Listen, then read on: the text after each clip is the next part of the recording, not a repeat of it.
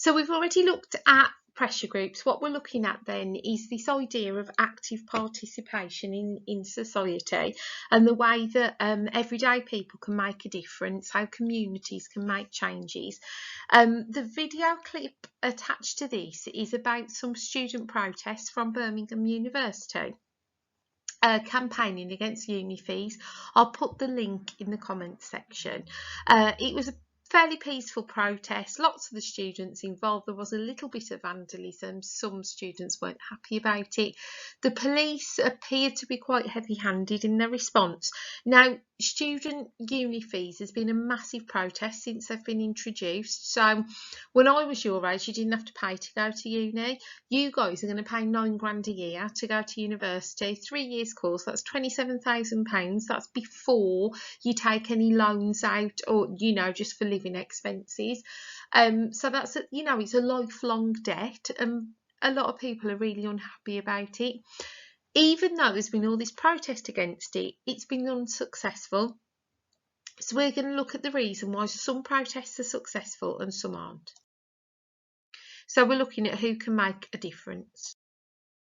So you have got a chart. You need to know some successful local campaigns and national campaigns. So ones that are just in the local area, ones that cover the whole country, and then unsuccessful ones and why. So as we go through, fill your chart in. Okay, so the first one is about Save Coseley swimming baths. Most of you guys probably can't remember Coseley having a swimming bath, but they did used to. It wasn't particularly a very sanitary place to go. It was rather smelly, and it did, however, serve the community really well. There was lots of older people groups, free swims for young people. The campaigners argued that it helped with the obesity crisis. There is quite a high level of poverty in Coseley, so actually this was like quite a fairly cheap place for people to go to socialise, to exercise, and it did cause a really big problem when it shut. So the local campaign was actually headed by a man from Sedgley. It started off with a petition. Now this was going back to kind of like 2008, I think it was, so it's a fairly long time ago, and they collected 9,000 signatures. Now this wasn't online, this was a paper petition going around knocking on people's doors, standing in Coseley little village centre, Sedgley and wherever, and asking people to sign. So 9,000 signatures was actually a hell of a lot of people to get signed. The issue is though, 9,000 signatures isn't going to do anything. It's not going to get it debated in Parliament. It's not going to have a massive effect, even though 9,000 signatures is a huge show of support. So another thing that they did was they got their MPs involved. There is an absolutely hideous song here on, I shouldn't say that, bless them, they have tried hard. If you go onto YouTube, which you already are on, and if you Google Save Coseley Baths, this song will come up that the local people have made, and it is very cute. And basically they're singing about Save Coseley Baths. It's got lots of points why it should be saved, reasons why the council are saying it shouldn't, and there's some pictures on there of like a demonstration that's held on the steps outside the swimming baths, and it pictured there are local people campaigning, but there's also two MPs. There's Ian Austin, who was the MP for Dudley North, and Pat McFadden, who's the MP for Wolverhampton South East, which covers part of Coseley. So they did get their MPs involved. They got a big petition. They held demonstrations, they got local businesses involved, but it's still shut. And the reason is down to money. They simply couldn't afford to keep it open, and money will always be the biggest defining factor in protesting. Okay, this is Hales Owen and Cradley Heath Fire Station. This was due to shut because they couldn't afford to keep it open. Lots of the local people campaigned, saying that if it shut, if there was an emergency fire, the engines would have to come from really far away, and obviously the risk to health of people. So another local campaign. This one is a national campaign, and this one is called HS2. So HS2 is a huge train that's going to be built or in the process of being built from Manchester going through Birmingham and down to London. It's a super fast train. It's called High Speed 2, and basically what it'll do is get you from Birmingham to London in under an hour, probably about 45 minutes, which literally means when you guys are older you could work in London and get there in quite a short amount of time. I live under 2 miles away from the school, and it takes me 35 minutes to walk to school. So if I could travel on a train to London in 45 minutes from Birmingham, you can see how appealing that train would be. However, the issues are with it is that to build it, it's got to cut through a lot of farmland, a lot of rural little villages. So, you know, like places like are on Emmerdale, those kind of like little, you know, country villages, those kind of places. It's actually got to cut through a lot of those, because obviously if it's that fast, it's got to be a direct line all the way straight through. Lots of people have campaigned about it, a huge national campaign, the whole country getting involved, and HS2 is still being built, so this one's unsuccessful as well. Okay, so that was an example of an unsuccessful local campaign. A successful local campaign is Save the Seven Stars. The Seven Stars is a pub on Gospel End Road. It was due to shut. The local people campaign, they got MPs involved, they got other businesses involved, and they've succeeded. They kept it open. Think about it, think about the nature of the cause, what they're fighting for. The local people wanted their pub, and it's not just a rundown, you know, kind of old drinking men's pub. It is quite a family pub. It's, you know, it's like a nice community place, so people were interested in the cause. They wanted to keep it open. I'll talk right in a minute. A successful national campaign is the poll tax. Now, poll tax was kind of the first version or a pre-version of council tax. It was a community charge that was placed on every adult, and it was a tax on property. It was introduced by Margaret Thatcher, who was the then Conservative Prime Minister, the first female Prime Minister. And it was introduced in 1989, 1990 in England. Lots of people saw it as really, really unfair. I remember my mum and dad hated it, and there were massive rallies against it. Lots of people were upset with Margaret Thatcher for the way she ran the country, and it became kind of the focal point of this alienation that they felt from her policies, and the fact that it was quite divisive between the rich and the poor. So there were huge rallies against it. 200,000 people attended one rally in central London. Lots of young people involved there as well, because it's about money. It affected everybody, and basically it did lead to some rioting, and this protest did lead to the end of Thatcherism.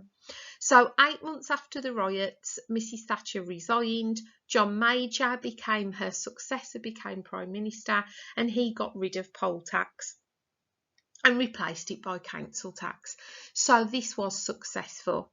Nature of the cause, again, is money, something all people are going to care about. So you look at what is the actual cause. Are people going to be bothered? Think about how many people are supporting it as well, the numbers. 200,000 people going on one rally. That's an absolute insane amount of people. So you've got strength in numbers, you've got nature of the cause. The media would have, you know, been spreading all of this as well. So whenever you've got the media, particularly if the media are on your side, that is going to further your campaign as well. Okay, a few more national successful campaigns. We've got the banning of fox hunting. It used to be legal for this process, so you get usually men go out on their horses with their dogs and go and chase and kill poor little foxes. So it was a really brutal blood sport, had lots and lots of protests against it, and it eventually got banned. You're dealing with animals, it's going to be successful because people like animals. Okay, fox hunting also is only kind of really done by a small amount of people, so you've got more people who are going to be against it, so you've got the numbers. The one below you might recognise this. Jamie Oliver is a TV cook, TV chef, and he campaigned for healthy school dinners. He's a celebrity. Whenever you've got celebrities on your campaign, it is more than likely going to be successful. And the reason is they bring publicity. So get a celebrity on board. Nature of the cause is to do with children. Everybody wants children to be healthy and happy. He's got his success there. So an unsuccessful national campaign, then we can have Stop the War.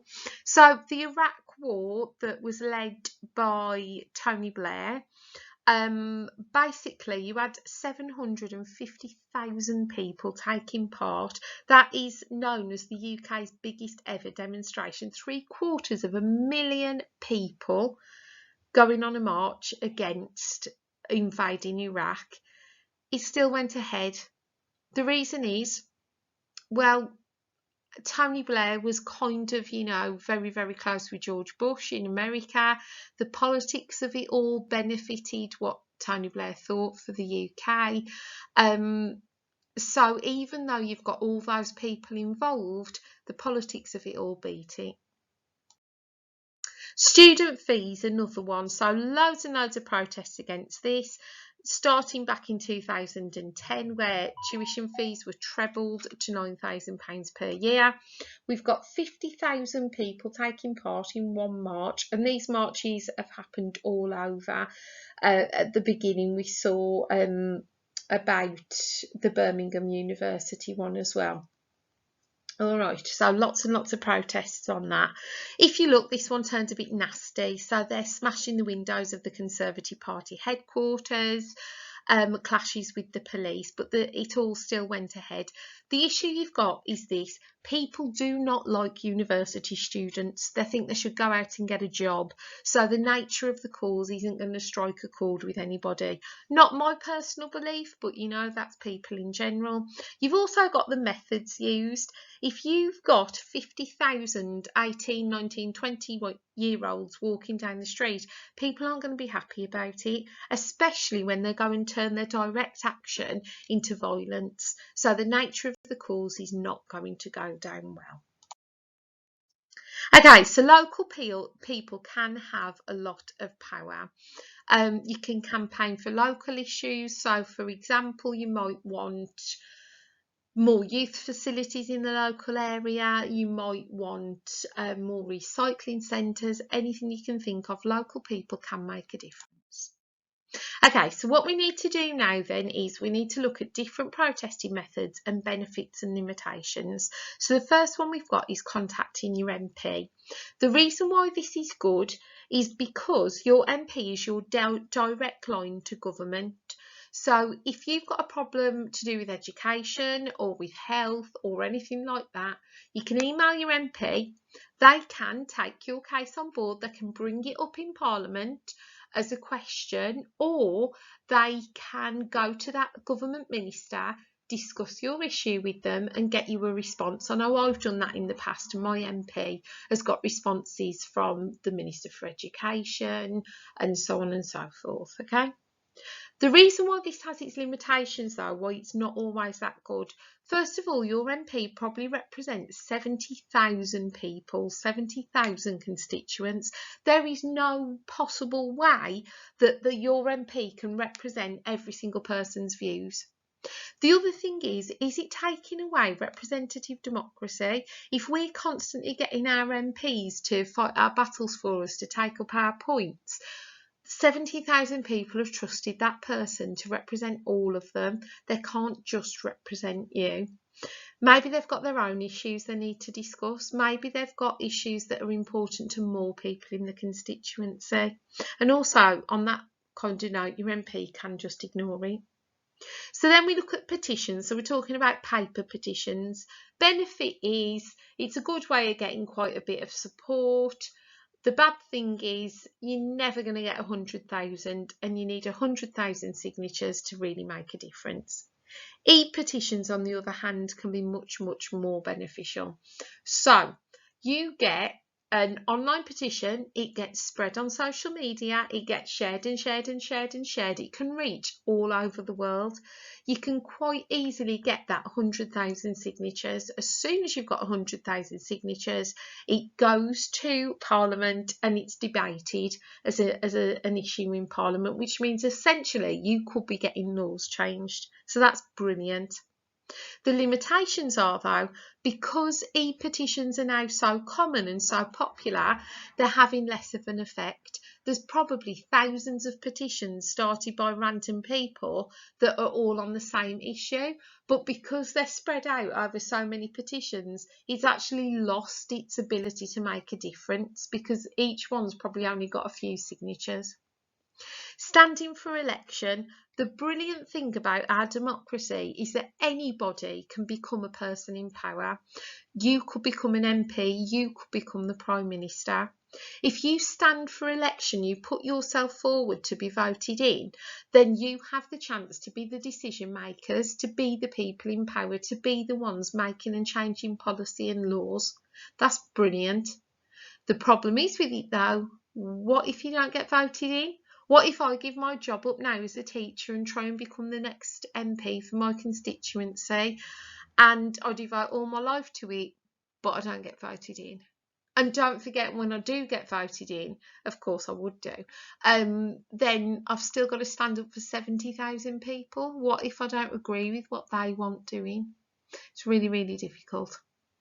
The other kind of methods you could have then, you could have direct methods. So maybe some direct action, maybe going on protest marches. That's brilliant. Protest marches are, because they get loads and loads of attention off the media. And as soon as you get media attention, your issue gets shared, it gets publicised, more people become interested and it gains momentum. They are brilliant, but only if they're organised properly. So when I have been on my protest marches with my union, they've been organised through the council, there are marshals, they are safe, they are secure. However, some groups have gone on marches that haven't been okayed by the council.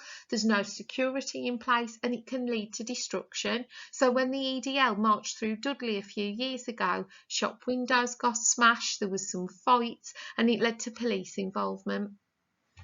So lots of different methods can have positives and negatives.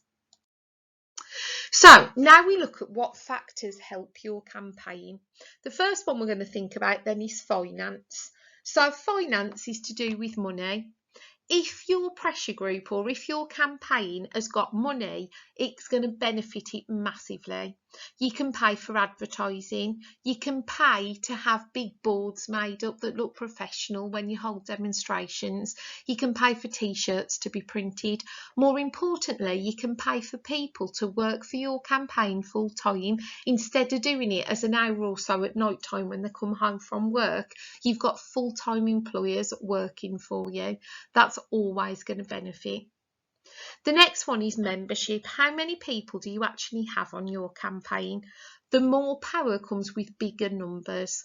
So if you've got 20 people in your campaign compared to 200,000 who've signed a petition, you can see where the differences lie. The role of the media, are you being publicised? Do the media care about you and what you're doing? And remember, the media can have different sides. So for example, Fathers for Justice, to start with, their media campaign was massive and they got loads and loads of support. They're dressed up like superheroes, they scaled up Buckingham Palace, they abseiled over the M1. All of this got huge media attention. It was gold dust for them. Their message spread, their supporters grew. It was fantastic. However, the media then turned, because if you remember, there was the accusation that they were plotting to kidnap the Prime Minister's son. Because of that, the media turned on them. And as soon as the media turns on you, then you're going to lose that support. Nature of the cause, is it something people care about? If it's to do with kids or animals, usually people care. If it's to do with students, they're not going to care. If it's to do with maybe foreign aid, a lot of people at the moment don't seem to worry, don't seem to be bothered by that, unfortunately. So what actually is it that you're protesting about? Is it something people are going to care about? The status, who is it that's forwarding this campaign? Is it some students? They're probably not interested. Is it perhaps a campaign against knife crime, and it might be the mother of somebody who's been killed in a knife crime attack? They're probably more likely to listen to that if they feel sympathy. Or on the other side, could it be a celebrity, somebody who people look up to? If you look at Marcus Rashford and his campaign for free school meals, people look up to him. He's a professional footballer. People respect him. He's got that level up there already, so people will listen to him, and we can see how successful that's been. And then the methods used. If it's indirect methods, that's great. You're going to have some form of success, hopefully. However, it's a lot of work and you don't get much media attention. If you use direct methods, you're probably going to get more media attention, but you've also got to be careful not to flip over into using violence, because as soon as violence or illegal acts come in, then you start having negative media attention as well. Okay, so what we're going to look at now then is the riots in the USA in 2020 and what happened in the UK as a result. So again, this is community action. So 25th of May 2020, it's an awful year. We've got the pandemic going on, and then in America a man called George Floyd was killed by a police officer in Minnesota. It was a minor reason the police had been called. I think they thought he'd used a fake note or something like that. We'll never know, because he never got to go to court to prove his innocence or for them to find him guilty. What happened was 4 police officers came along, held him down and one of the officers held their knee over his neck for 9 minutes. During this time, George was complaining that he couldn't breathe. He was clearly struggling. He was actually calling for his mother who died. So that's how out of it he was. He was telling them constantly, I can't breathe, I can't breathe. And they continued to keep their knee on his neck. After 8 minutes, 46 seconds, I believe it was, he died. He passed away. The police officer had murdered him. Unfortunately, this isn't a one-off incident in America. This happens, unfortunately, very regularly. Protests happened as a result, and they spread to 200 cities around the world, around the US, and then all around the world as well, including London. And we also had protests held in Birmingham, Wolverhampton, Dudley, all over the West Midlands and the rest of the UK. So here's what the issue is. Up to 1,000 black people every year are killed by police officers in the USA. They've got massive long-standing issues with racism stemming back to slavery, and the fact that black people are still not paid as well, are still over-incarcerated, treated unfairly by the justice system, and so on. So these riots were caused by the death of George Floyd, but that was kind of the tip of the iceberg. It was the last thing that happened to inflame the situation. So there had been some violence and a little bit of looting, but nothing massive. The US government responded using rubber bullets and tear gas, which again caused more stress and more upset. So why does this affect the UK then? Well, racism's massive in the UK as well. We like to think it's not. We like to think that in the UK we don't have this problem, but we very clearly do.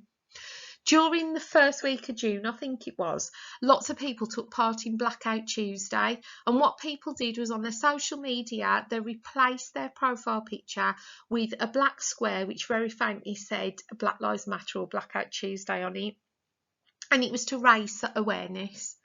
We've still got huge problems in the UK with wealth, income, criminal justice, employment, housing, healthcare, political power and education. For example, groups of diverse backgrounds have to send up 60% more CVs to get an interview with a white person, simply because they see a name that doesn't look white and they don't want to send them for interview. There's a 20% pay gap between white and black people. So for the same job, they are paid that much less in different levels of employment. Black people are 4 times more likely to be assaulted physically by the police. It's been proven time and time again that black people are given much harsher sentences from the criminal justice system compared to a white person. If you look at drugs incidents, a black person is 5 times more likely to be arrested and charged with drugs offences than a white person who, for the same offence, is either let off or cautioned. Black people, 40% of black men, their DNA is stored on the databases compared to 10% of white men. You can see where these injustices happen. Okay? In healthcare, black groups are 2 to 3 times more likely to die from coronavirus and black males 4 times. There's got to be those long-standing, systemic, institutionalised, racist policies within the UK that are causing these problems. So what is Black Lives Matter then? Black Lives Matter are not a protest group. They're not a pressure group. It's a movement, kind of like feminism. All right. So feminism wasn't a protest group. There were feminist protest groups. There still are now. There's still a lot of those. But Black Lives Matter is a movement. Okay. And it's to raise awareness about the inequalities that exist to try and help it change. So you've probably heard this already, but lots of people argue we should say all lives matter. Well, no, we shouldn't. That's actually silencing black people's struggle, and it's actually quite offensive. The reason we don't need to say all lives matter is that we already know that. We already know that all lives matter. Black Lives Matter is not saying that white lives don't matter, that any other lives don't matter. It's just saying, hang on a minute, black people are struggling at the moment. Can you help us out, please? It's a call for help rather than a shut up, only we matter. So the way I explain it is this. You imagine Bob's house is on fire. All the other houses in the street are equally important. We know they all matter. But at the moment, it's Bob's house that's on fire. So right now, it's Bob's house that needs attention because it's on fire. So Bob's house matters. And that's why right now we say Black Lives Matter, because they're the ones in need of help. We already know all lives matter. If you say all lives matter, you are again silencing black people's struggle. Okay, so with the methods used then, with the protests that followed George Floyd's killing, why do you think direct action was used?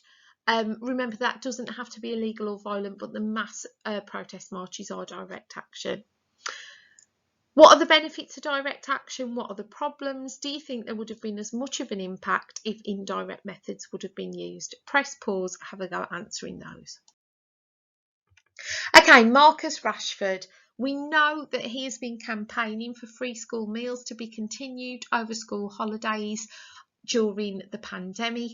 Why do you think he was successful? Think about those factors that make things successful that we did a few slides ago. Press pause and have a think. Okay, what I'd like you guys to do for a task then, write a letter to your local council. Think about an issue that concerns you in your local area. Everything would start with either an email or a letter to your local council or to your local councillor. Have a go at just exercising your active citizenship and participating in society by sending your local councillor an email or a letter. Okay, so if your letter doesn't work, what will you do next? How are you going to get local residents to campaign? Think about the methods we've discussed and come up with an alternative course of action.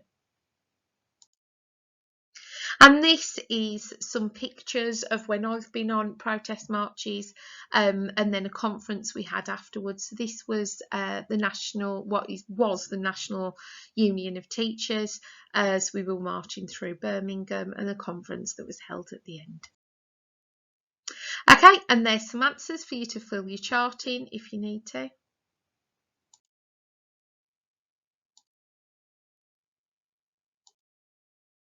Okay, have a go at answering this then. What do you think are the most successful methods and the least successful methods, and why? Press pause and have a go. And then we move on to an 8-mark question. Now this question is actually from the active citizenship module. The good thing about citizenship is that most of the, well, not most, but a lot of the core ideas flow through all 4 modules. So stuff that you revise in P&P will actually help you in Life in Modern Britain, R&R and LIM. Okay, so all 4 modules kind of interlink. We're looking at protesting methods here, and I want you to have a think about Million Mask March. Now, the Million Mask March was held in the UK a few years ago, and basically it was by a group called Anonymous. And let's have a look at the source. So it says the Million Mask March was organised on the internet by Anonymous, an ill-defined group without a formal structure. They arranged the march in London to hit back at austerity measures and inequality in society. Others joined the march to campaign about diverse issues such as poverty, homelessness, animal welfare issues and human rights. Some of the protesters tried to enter Great George Street, a short distance from Conservative Party headquarters, which had been closed off. This led to some violent scuffles and the police made some arrests. 1 Million Mask activist, who gave a name as Lola, said, "The media will twist what has happened. We are peaceful, we are doing this in a peaceful manner, but the media focus will be on the 1% who caused the trouble with the police." Right. It then says, examine why the Million Mask March is unlikely to achieve its aims. In your response, you should refer to source A and examples of successful campaigns. So for this, what you need to do is you need to reflect on the source, say why it is going to fail. Why is the Million Mask March going to fail? To start with, it says, why is it unlikely to achieve its aims? What are its aims? Because as far as I can see, it says it's got no clear aims. It's too vague. Who are Anonymous? For a protest group to be successful, you need to know who they are so you can deal with them and work with them. They're called Anonymous. There is a big issue there because you can't contact the leader and, discuss stuff because they're anonymous. So there's a huge issue with that. So you reflect on the source. Why are they not going to achieve their aims? Think about what's happened. Think about their lack of clarity, okay? And then you compare that to a successful campaign. So you could look at the poll tax. You could look at Jamie Oliver and his free school meals. You could look at Marcus Rashford and think about why those ones are successful and have achieved their aims. Think about the things we've looked at. So nature of cause. I'm not too sure what the nature of Anonymous's cause was, the Million Mask March. I don't think they know. Think about their use of the media and how they've been portrayed. Think about their numbers. Well, we don't really know because we don't really know who they are. And think about the finance and compare that to a successful campaign. And there's what you need to do for 7 to 8 marks. Okay, then what I'd like you to do, have a think. If you were going to set up a pressure group, what would you do? What would your aims be? What methods you would use?